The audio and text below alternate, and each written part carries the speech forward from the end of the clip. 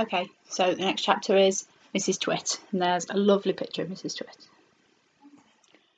Mrs. Twit was no better than her husband. She did not, of course, have a hairy face. It was a pity she didn't, because at any rate it would have hidden some of her fearful ugliness. Take a look at her. Just in case you didn't get a good enough look before. Have you ever seen a woman with an uglier face than that? I doubt it. But the funny thing is that Mrs. Twit wasn't born ugly. She had quite a nice face when she was young. The ugliness had grown upon her year by year as she got older. Why would that happen? I'll tell you why. If a person has ugly thoughts, it begins to show on their face.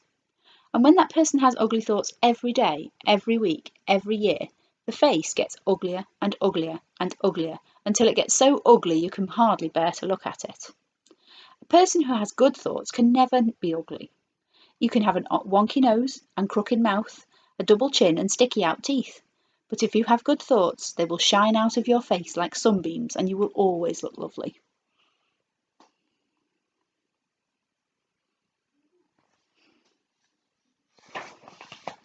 Nothing shone out of Mrs. Twit's face. In her right hand she carried a walking stick. She used to tell people that this was because she had warts growing on the sole of her left foot and walking was painful. The real reason she carried a stick was so that she could hit things with it, like dogs and cats and small children. And then there was the glass eye. Mrs. Twit had a glass eye that was always looking the other way. Next chapter is the glass eye. You can play a lot of tricks with a glass eye because you can take it out and pop it back in again any time you like. You can bet your life Mrs. Twit knew all the tricks. One morning she took out her glass eye and dropped it into Mr. Twit's mug of beer when he wasn't looking. Mr. Twit sat there drinking his beer slowly. The froth made a white ring on the hairs around his mouth. He wiped the white froth onto his sleeve and wiped the sleeve on his trousers. You're plotting something, Mrs. Twit said, keeping her back turned so that he wouldn't see that she had taken out her glass eye. Whenever you go all quiet like that, I know very well you're plotting something. Mrs. Twit was right. Mr. Twit was plotting away like mad.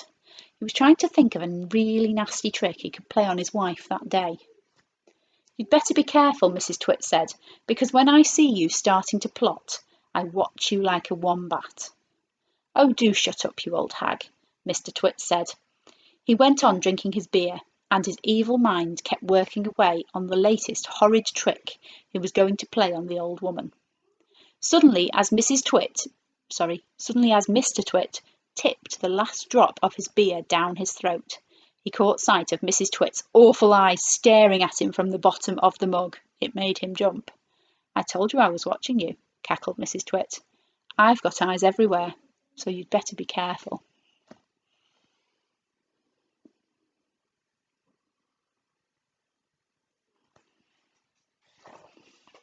The next chapter is called The Frog. To pay her back for the glass eye in his beer, Mr. Twit decided he would put a frog in Mrs. Twit's bed. He caught a big one down by the pond and carried it back secretly in a box. That night, when Mrs. Twit was in the bathroom getting ready for bed, Mr. Twit slipped the frog between her sheets. Then he got into his own bed and waited for the fun to begin. Mrs. Twit came back and climbed into her bed and put out the light.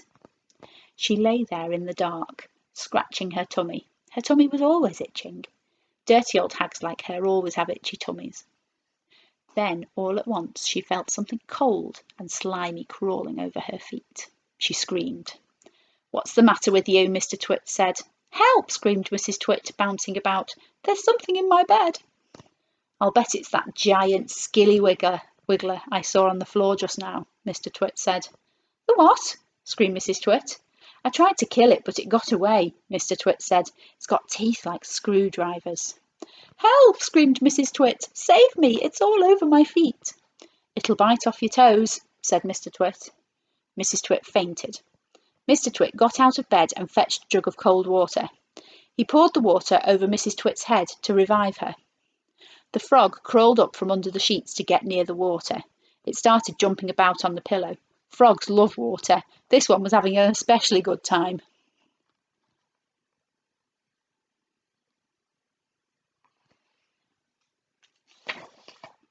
When Mrs. Twit came to, the frog had just jumped onto her face. "This is not a nice thing to happen to anyone in bed at night," she screamed again. "By golly, it is a giant skilly wiggler," said Mr. Twit. "It'll bite off your nose." Mrs. Twit leapt out of bed and flew downstairs and spent the night on the sofa. The frog went to sleep on her pillow.